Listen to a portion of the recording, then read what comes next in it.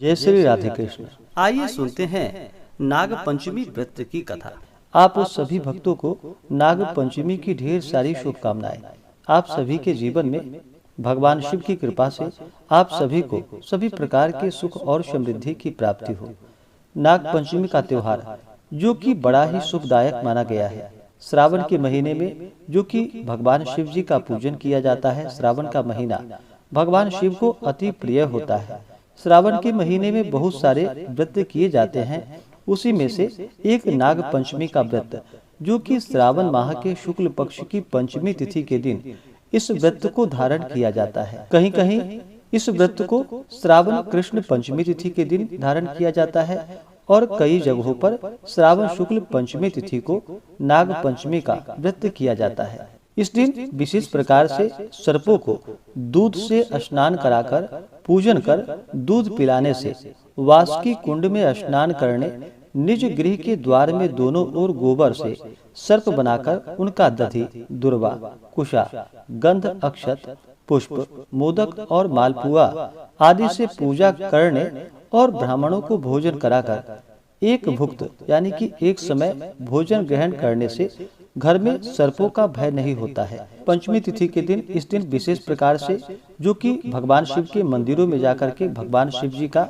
अभिषेक करना चाहिए और साथ साथ जो कि नाग देवता की पूजा करनी चाहिए। इस व्रत में जो कि चतुर्थी तिथि को केवल एक बार भोजन ग्रहण करना चाहिए और पंचमी तिथि के दिन उपवास करके शाम को फिर भोजन ग्रहण करना चाहिए। पंचमी तिथि के दिन जो कि चांदी, सोने, काठ या मिट्टी की कलम से हल्दी और चंदन की स्याही बनाकर 5 फन वाले नाग अंकित करनी चाहिए। पंचमी तिथि के दिन पंचामृत, खीर, कमल, धूप, नैवेद्य आदि से विधिवत नागों की पूजा करनी चाहिए। पूजा के बाद ब्राह्मणों को लड्डू या खीर का भोजन करानी चाहिए।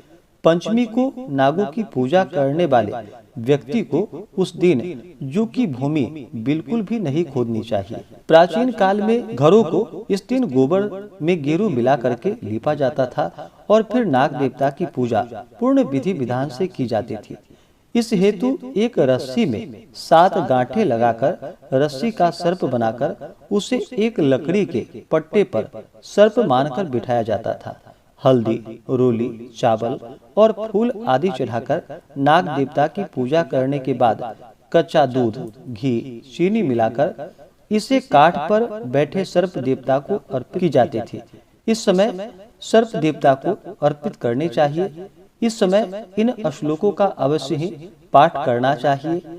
अनंतम वासुकी शेषम पद्मनाभम च कम्बलम करकोटकम तक्षकम।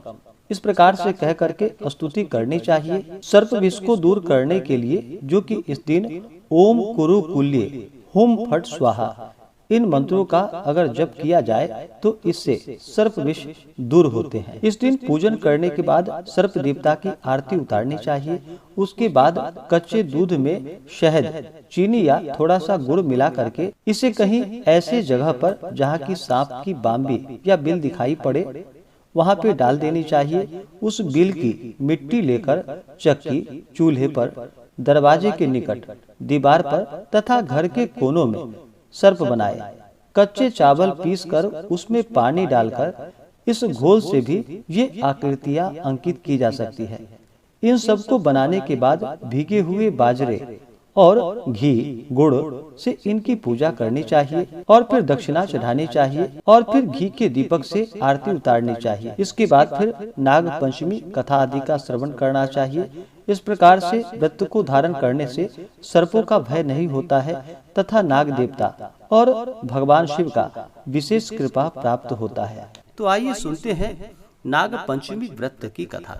तो बोलिए प्रेम से नाग देवता की जय, भगवान विष्णु की जय, भगवान भोलेनाथ की जय। बहुत समय पहले की बात है कि प्राचीन काल में एक सेठ जी थे जिनका कि 7 पुत्र था। 7 के विवाह हो चुके थे। सबसे छोटा पुत्र की पत्नी श्रेष्ठ चरित्र की विदुषी और सुशील थी, परंतु उसका भाई नहीं था।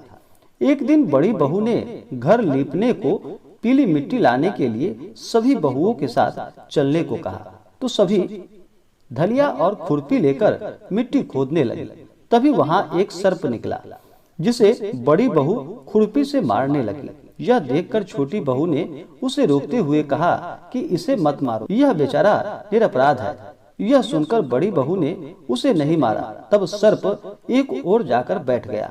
तब छोटी बहू ने उससे कहा कि मैं अभी लौटकर आती हूँ, तुम यहाँ से जाना मत। यह कहकर वह सबके साथ मिट्टी लेकर घर चली गई और वहाँ कामकाज में फंसकर सर्प से जो वादा किया था वह भूल गई। उसे दूसरे दिन जब वह बात याद आई तो सबको साथ लेकर वहाँ पहुँची और सर्प को उस स्थान पर बैठा देखकर बोली कि सर्प भैया नमस्कार।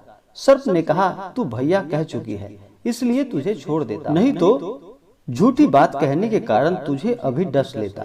वह बोली, भैया मुझसे बड़ी भूल हो गई, और फिर वह सर्प से क्षमा मांगने लगी। तब सर्प बोला, अच्छा तू आज से मेरी बहन हुई और मैं तेरा भाई हुआ, तुझे जो कुछ मांगना हो मुझसे मांग ले। वह बोली, भैया मेरा कोई नहीं है, अच्छा हुआ जो तू मेरा भाई बन गया। कुछ दिन व्यतीत होने पर वह सर्प मनुष्य का रूप रखकर उसके घर पर आया और बोला कि मेरी बहन को भेज दो। सबने कहा कि इसका तो कोई भाई नहीं है। तो वह बोला कि मैं दूर के रिश्ते में इसका भाई हूँ, बचपन में ही बाहर चला गया। उसको विश्वास दिलाने पर घर के लोगों ने छोटी को उसके साथ भेज दिया। उसने मार्ग में बताया कि मैं वही सर्प हूँ, इसलिए तू डरना नहीं, और जहाँ चलने में तुझे कठिनाई हो वहाँ मेरी पूंछ पकड़ लेना। उसके कहे अनुसार ही वैसा किया और इस प्रकार वह उसके घर पहुँच गई। वहाँ के धन ऐश्वर्य को देखकर वह चकित हो गई। एक दिन सर्प की माता ने उससे कहा कि मैं एक काम से बाहर जा रही हूँ, तू अपने भाई को ठंडा दूध पिला देना। उसे यह बात ध्यान न रही और उससे गर्म दूध उसे पिला दिया, जिसमें उसका मुख बेहतर जल गया। यह देखकर सर्प की माता बहुत क्रोधित हुई, परंतु सर्प के समझाने पर वह शांत हो गई। तब सर्प ने कहा कि बहन को अब उसके घर भेज देना चाहिए। तब सर्प और उसके पिता ने उसे बहुत सा सोना चांदी, जवाहरात, वस्त्र, आभूषण आदि देकर उसके घर पर उसे पहुंचा दिया। इतना ढेर सारा धन देखकर बड़ी बहू ने ईर्ष्या के साथ कहा कि भाई तू बड़ा तेरा धनवान है, तुझे तो उससे और भी धन लेना चाहिए था। सर्प ने यह वचन सुना तो वह वस्तुएं सोने की लाकर दे दी। यह देखकर बड़ी बहू ने कहा कि इन्हें झाड़ने के लिए झाड़ू भी तो सोने की ही चाहिए। तब सर्प ने झाड़ू भी सोने की लाकर रख दी। सर्प ने छोटी बहू को हीरा मणियों का एक अद्भुत हार दिया। उसकी प्रशंसा उस देश की रानी ने भी सुनी और वह राजा से बोली कि सेठ की छोटी बहू का हार यहाँ आना चाहिए। राजा ने मंत्री को हुक्म दिया कि उससे वह हार लेकर शीघ्र उपस्थित हो।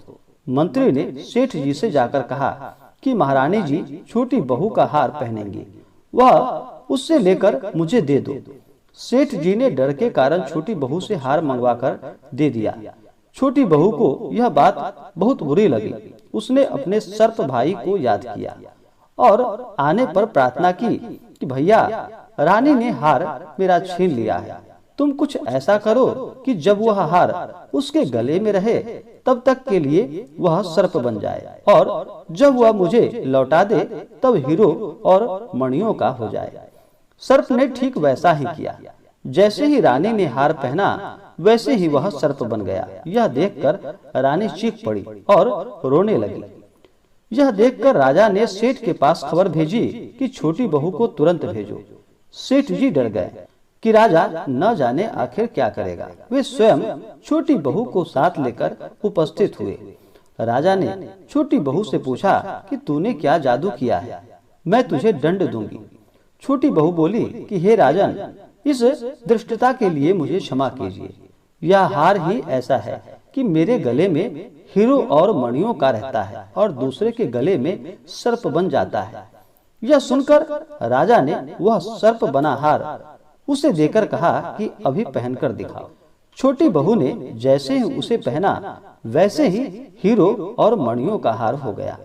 यह देखकर राजा को उसकी बात का विश्वास हो गया और उसने प्रसन्न होकर उसे बहुत सी मुद्राएं पुरस्कार स्वरूप दी। जो राजा ने वह पुरस्कार दिया था वह सभी को लेकर घर लौट आई।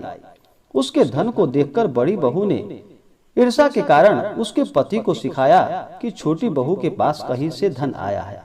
यह सुनकर उसके पति ने अपनी पत्नी को बुलाकर कहा कि ठीक ठीक पता कि यह धन तुझे कौन देता है।